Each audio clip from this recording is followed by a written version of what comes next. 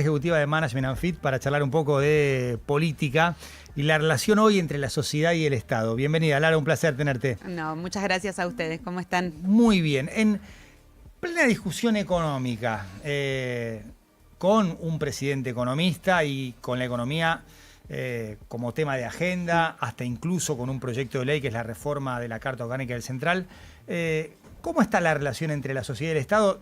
Hablando de demandas económicas satisfechas o insatisfechas respecto de la evolución del gobierno y de los integrantes del gobierno, que no es lo mismo. Bueno, la evolución de cómo está la relación con el Estado, yo diría más con esta gestión actual, sí, porque con el Estado está bastante rota hace mucho tiempo, sí, ¿no? Ahí tenemos como... y sobre todo índices a nivel latinoamericano, ¿no? El apoyo a la democracia o Latinobarómetro, el 75% de los argentinos apoya a la democracia, pero después cuando le preguntas por las instituciones de la democracia, todo eso desciende al 25%. O sea, hay como una tensión ahí entre Estado y sociedad que tiene que ver con demandas insatisfechas. Ahora, en términos de la relación con el gobierno, lo que hablamos la otra vez, hubo una caída de casi 10 puntos en la aprobación de la gestión, pero se detuvo. Ya esa caída no sigue en picada como lo que pasó a principio de año. Hoy está la aprobación de la gestión en un 37%, 36, 37%, depende del mes. Es un número alto para un tercer año de gobierno. Eso iba a decir, porque hay dos lecturas. Bueno, el otro... Sí, 63% no lo quiere. 63% no lo quiere. Pero digo, para el semejante ajuste, y cuando empezamos a hacer preguntas sobre la realidad económica, una realidad económica que a nivel bolsillo familiar es bastante apremiante, un 37% todavía es alto. O sea que hay mucha gente que no la está pasando bien, pero igual banca al gobierno. Pero igual banca al gobierno, que sube un poquito más esto, que cuando les preguntamos, ¿y si las elecciones fueran mañana optarías por el mismo equipo de gestión? Y hay un 42% que te dice sí. Mismo equipo de gestión. ¿Qué pasa en el doble clic en ese número? Lo que tenemos en el doble clic en ese número es que dentro de ese 42-26 te dicen, pero con un cambio en algunas políticas. ¿Y cuáles son esas políticas? Necesitamos llegar a fin de mes. Hoy hay un 31%, alrededor de un 31% que dice, me cuesta llegar a fin de mes, no me alcanza, o sea, no llego a fin de mes. Y es ese 31 que siente que hizo un esfuerzo muy grande hasta acá, que no está dispuesto a volver atrás, tampoco encuentra nada alternativo, creíble o viable, pero dicen, necesito algo, necesito que me ayuden un poco. Ahora te ayudo, en realidad te sumo, una declaración del presidente Milei ayer con Majul, en el audio 12, Lu, cuando Luis Majul le pregunta por un plan platita, y el presidente lo rechaza enfáticamente. Están pidiendo un plan platita para 2027. Olvídese, conmigo no. Porque eso es pan para hoy, hambre para mañana. Entiendo. Es decir, yo no voy a entregar mi reputación ni mi legado histórico haciendo una barrabasada monstruosa, por ejemplo, como la que hizo el kirchnerismo, gastándose 13 puntos del PBI en emisión monetaria. Nosotros hemos fijado la cantidad de dinero que está, digamos, lograron converger la base monetaria amplia con la efectiva. Hace 10 meses que está fija. Y sin embargo todavía hay inflación, quiere decir que todavía sobra dinero en la economía. Si nosotros inyectamos plata, lo único que vamos a hacer es meter más inflación y no va a tener impacto en actividad. O sea, hay mucha gente que dice, acompaño, pero quiero algo más que me permita llegar a fin de mes. Y el propio presidente dice, bueno, por el atajo del plan platita, no, de ninguna forma. Es más, en otro corte de audio que creo que vale sumar, dice, voy a morir con las botas puestas, es el 10, Lu. No voy a hacer populismo. Es decir, yo voy a morir con las botas puestas, voy a morir haciendo lo que corresponde, haciendo lo que está bien. Si quiere populismo, tiene otras alternativas. Es decir, yo no me voy a mover de hacer las cosas bien. Presentaron 40 proyectos para romper el equilibrio fiscal. Y nosotros estábamos en una debilidad parlamentaria que nuestros propios votos no llegaban al tercio. Y no podíamos defender todos los proyectos. Dicho esto, eso generó que cayera la demanda de activos argentinos. Eso implicó que la caída de los bonos, digamos, caiga el precio de los bonos, suba la tasa de interés, suba el riesgo país, con lo cual subió la tasa en dólares. Al mismo tiempo cayó la demanda de dinero. Al caer la demanda de dinero se aceleró la inflación, con lo cual la tasa en pesos voló. Una economía que había arrancado el año creciendo al 6, estaba acelerando al 8, se frenó en seco. La consecuencia es, se frenó la actividad, voló la mora, digamos, o sea, todas las cosas, y eso fue causado por el Congreso con leyes, digamos, y proyectos tratando de romper el equilibrio fiscal. Hablamos recién de un 37% de aprobación, alto, y un 63% que desaprueba la gestión. ¿Hay alguna vía de representación? No sé si ancha avenida del medio o qué, pero del otro lado, es decir, bueno, parto del 63% que desaprueba la gestión de gobierno. ¿Con qué se siente identificado? ¿Con qué le gustaría sentirse identificado a esa parte de la sociedad que no le gusta lo que hace el gobierno? Bueno, ahí es donde vos tenés una heterogeneidad de nombres y propuestas que hace que todo eso no se amalgame en una sola opción. Ya no recuerdo si fue en la entrevista de anoche o en la que dio esta mañana el presidente, decía yo compito contra mí mismo, y en algún punto tiene razón, o en muchos puntos tiene razón. Sí, él está compitiendo contra sí mismo y por eso también dice, si quieren populismo, tienen otras alternativas. Bueno, la realidad es que esas alternativas no terminan de cuajar en la sociedad. No solo no terminan de cuajar porque la sociedad encuentra que hay un porcentaje de esas alternativas que ofrecen pasado por futuro, y ahí este 42% es ese que dice, no, yo allá, ahí no vuelvo. Claro. Ya llegué a la mitad, le puse mucho esfuerzo, invertí mucho en esto, sigo. Y por otro lado, esas otras alternativas también tienen internas muy fuertes dentro de sus propios espacios. Vamos a ponerle nombre y apellido, peronismo. Peronismo, pero no solamente el peronismo, ¿no? El PRO también ahí está, que si Macri quiere o no quiere, que si va a la Cunza, que qué hacen con la reta, que pero iría ahí, por afuera. Ahí tenés más afinidad ideológica que lo que es peronismo. Totalmente. O sea, el peronismo no creo que promueva un superávit fiscal constante cuando ha tenido el discurso del Estado presente. Hubo una frase de Olmos diciendo no puede ser que cada vez que el peronismo tenga chance de ganar, los mercados caigan porque no hay confianza. O sea, que esté asociado a un triunfo del peronismo con la caída de las acciones argentinas. Con la caída de las acciones argentinas, con la emisión, con todo lo que los argentinos ya conocen.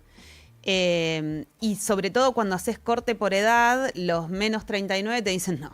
Por ahí no es, ahí no vuelvo. Sí, ese porcentaje está pidiendo un poquito, que se acelere un poquito la recuperación. Sí. Y creo que ahí es donde tiene el oficialismo actual el desafío más importante. ¿Qué herramientas dentro de su propio proyecto tiene para que eso se acelere un poco más?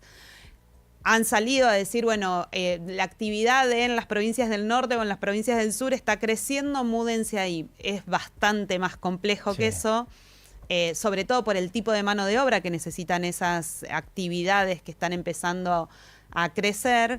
Inclusive el campo, digo, hoy no es lo mismo mudarse a Lincoln, de donde soy, y subirse arriba de una cosechadora como cuando yo era chica. Digo, eso es todo bastante más complicado.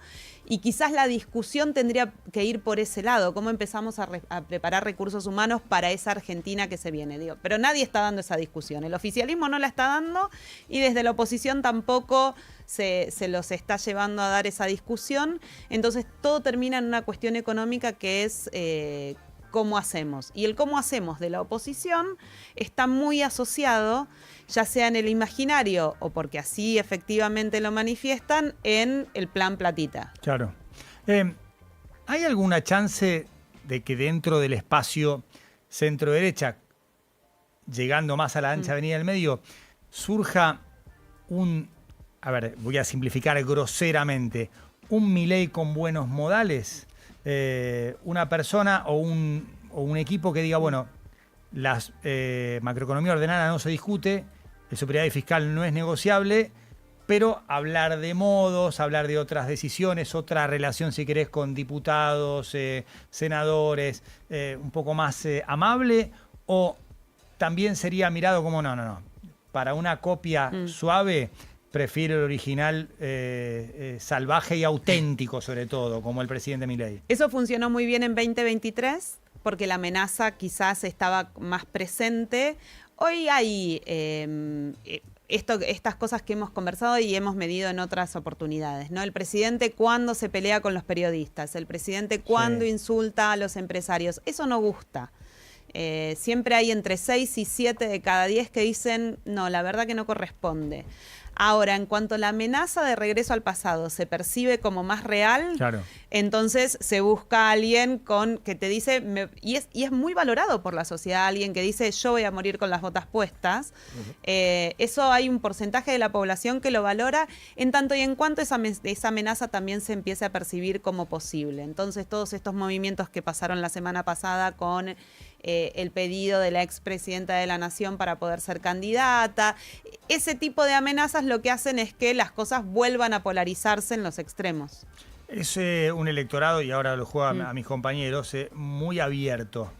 Hay personas que en 2011 votaron a Cristina Fernández, en 2015 a Mauricio Macri, en 2019 a Alberto Fernández y en 2023 a Milei. Es más, las victorias se explican, no la de Cristina Fernández, porque fue por un 54%, pero las de Macri, Fernández y Milei, en primera o segunda vuelta, se explican por este comportamiento cambiante de la misma persona, que dice, yo no tengo ningún problema, voto a Cristina en 2011, a Macri en 2015, Fernández en 2019, Milei en 2023. Hoy, esa porción del electorado, ¿dónde está? ¿Qué hace? Hoy está en el no sabe, no contesta. Tenemos casi 7 de cada 10 que nos dicen yo votaría igual que en 2023. 7 de cada 10. Sí, el 67% dice yo voy a votar igual que en 2023. Eso ya es un montón. Es un montón. Sí.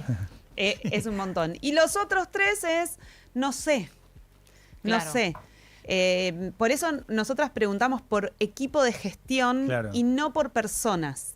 Porque es muy pronto para preguntar por personas. Sobre todo porque todos los días nos levantamos, abrimos el celu, abrimos un diario, un portal, y hay alguien nuevo que quiere ser presidente en 2027, ¿no? Entonces, eso confunde al electorado. Hoy sabemos que el único candidato puesto casi por la Constitución Nacional, porque constitucionalmente tienen la posibilidad de reelegir, es Javier Milei. El resto son todos nombres en danza. Ahora, el propio gobierno es el que está trayendo de alguna forma el clima electoral a más de un año de las elecciones presidenciales, porque es el que, un Caputo que dice que Kicillof no va a poder ser presidente nunca, un Milei que dice tengo compañero de fórmula, un Lacunza que ya se lanza para probar, ¿no? Imagino, pero ya se lanza como candidato. Pero al mismo tiempo, y vemos, por ejemplo, datos como la confianza del gobierno, que también está cayendo, ¿no? De los datos que se van siguiendo. Sí. Pero al mismo tiempo, ¿lo que pasa este año es importante o en realidad tenemos que ya de por sí como un poco relajarnos y decir, el año que viene en realidad se van a ver las cartas que tenemos en la mesa? Yo creo que ahí hay que diferenciar como niveles. Uno es nosotros, analistas, que nos interesan estas cosas, el que nos está escuchando, que por algo nos está escuchando. Y otra cosa es el ciudadano común. Ahí hay un peligro, que es cansar demasiado a la ciudadanía. Claro. Sobre todo en esta situación donde lo que se está pidiendo hay casi un 36% que tiene horizonte cuando les preguntamos cuánto tiempo más podés afrontar esta situación económica a nivel personal. Y hay un 36% que está entre 3 meses y 1 año, no mucho más que eso. Claro. Después hay otro porcentaje similar que te dice más de 1 año, ¿no? Pero digo, hay un 36% que dice, che, mirá que no tengo mucho resto. En ese clima de no tengo mucho resto, llevar la discusión tan al límite, tan temprano, puede provocar un cansancio en la ciudadanía. También es cierto que frente a una caída de 9 puntos, casi 10, entre febrero y mayo, abril, mayo de este año de aprobación de gestión, es necesario volver a dar la discusión porque el gobierno necesita revalidar, sobre todo cuando se vienen discusiones importantes. Una de ellas tiene que ver con la reforma electoral, donde la PASO. Y la PASO. Si estamos dando esta discusión tan temprano y si sobre todo ahí la oposición que necesita la PASO dar esta discusión tan temprano, bueno, está generando la base para que la gente diga no, y encima vamos a tener PASO. Claro, claro. Estamos conversando con Lara Goiburu, politóloga, directora ejecutiva de Management and Fit. ¿Hay espacio para algún outsider a la Milei? Hace 5 o 6 años te hubiera dicho no. ya no. Hoy creo que, y en eso coincido con algo que dijo el presidente anoche, dijeron que había cosas que nunca iban a pasar y están pasando. Bueno, muchos, y hago mea culpa, analistas, dijimos no va a poder ser y fue. Llegó a ser presidente de la Nación, dijimos no, el Congreso no le va a permitir, y acá también como profesora, y pasó. Digo, ¿y a qué le atribuís ese cambio? Eso de creer que no iba a poder pasar y finalmente pasó. ¿Se puede hacer una lectura de cuál es el componente que hace que lo imposible se vuelva posible en este tipo de casos? Con el diario del lunes creo que nos excede a la Argentina, que es un cambio bastante más global que tiene que ver con esto también que hablábamos al inicio de la conversación, ¿no? Las promesas incumplidas de la democracia, las promesas incumplidas del estado de bienestar. El otro día con unos colegas hablábamos de esto, ¿no? De concentrarse tanto, hubo durante los últimos 40 años, y es un poco polémico, o bastante digo, pero estados que dedicaron mucho esfuerzo a proteger minorías y quedaron mayorías afuera de esas protecciones estatales. Con una recaudación que no se plasmó en servicios para las mayorías. Exacto, exacto. Si querés, con una importancia discursiva también para las minorías y ¿dónde estoy yo? ¿Dónde estoy yo? Y en términos discursivos y culturales, protección y reivindicación de minorías. Exacto. De legitimación de gobierno, sobre todo. No solamente de reivindicación, porque ahí también hay algo que está bastante estudiado, ¿no? Es mucho más barato, entre comillas, dar políticas de reconocimiento, identidades y bla, porque no significan una erogación económica del Estado en muchos casos, que atender las necesidades de las mayorías que sí son económicas, que tienen que ver con cosas más tangibles, digo, trabajo, salud, educación, vivienda, rutas. Entonces, lo que se generó, y ya a nivel global, tiene que ver con esto, con minorías muy empoderadas y mayorías constantemente sintiendo que hacían ese esfuerzo sin tener ninguna retribución. Creo que los progresismos globales vieron tarde eso. Con todo respeto, no me parece una mirada polémica, me parece sensata y precisa y la clava en el ángulo. Bueno, como punto de partida. Después podemos discutir otras cosas, pero sí. Porque a veces es leído como, bueno, pero los derechos de las minorías, nadie está discutiendo eso. Pero me parece que vieron tarde eso. A mí siempre me gusta poner como ejemplo el tema de Guns N' Roses, One in a Million, del joven que llega, del interior de los Estados Unidos a LA, a Los Ángeles, y se da cuenta que no hay nada para él, porque él es joven, blanco, tiene todos, puede trabajar ahí no hay Estado que lo asista. Y esa canción es de 1987. Claro. Entonces... Segunda presidencia de Ronald Reagan. Claro, había una demanda ahí que quizás no atender esas necesidades de las mayorías generó una resistencia en muchos lados, que después vinieron las redes sociales y de golpe que vos estabas en Los Ángeles, en las afueras de Barcelona y en Lincoln, y te conectaste con gente que en otro momento no te hubieras conectado nunca y tenías más o menos las mismas ideas. Digo, la aceleración de los tiempos que provoca y la conexión de ideas que estaban dispersas, que provocaron las redes sociales, bueno, los progresistas, de hecho hay muchos espacios políticos todavía que niegan que eso haya tenido algún efecto, aún con la realidad enfrente. Es que, ¿cuántos en el 2023, sobre todo que hacen mundos más académicos, si se quiere, y demás, se sorprendieron cuando ganó Milei?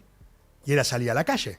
Bueno. Era ver la situación, es justamente esto. ¿En qué mundo vivimos y qué mundo vemos también? ¿Y qué es lo que no vemos? Y una posición también muy victoriana del progresismo a nivel global. Un deber ser... Una superioridad moral. Claro, una superioridad moral que generó un rechazo muy grande en todos, en una porción muy importante de la población. Entonces, ahí creo que por eso...